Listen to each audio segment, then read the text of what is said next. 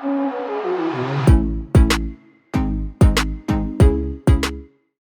guys, welcome to this new video tutorial. In this video, I'll show you the easiest way how you could delete the cache file for better Windows performance.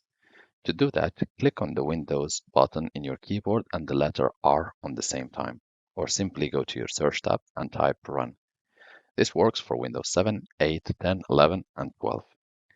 Once you locate the application Run, click on it to open. Next step, we're going to type the %sign, TEMP for temporary, another %sign, and hit enter. Here you will have all the cache files or the temporary files. You want first to close all the work which you have open, Word, Excel, PowerPoint, any software open, you want to close it, making sure that you have saved your work. Next step, you want to delete everything from these files. That's one, so select everything and delete.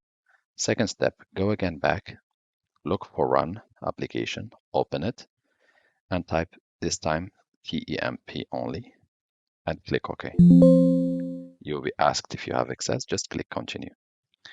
Again, we will select everything and make sure to delete everything. But again, make sure that no software is open and no work is unsaved. Next step, again, we go back. We type again Run. And we are going to type prefetch. And we're going to hit Enter. Again, Continue. And here again, you want to select everything and delete everything. And this is how you have deleted the cache and enhanced your computer performance. Thank you guys for watching and talk to you soon in a new video.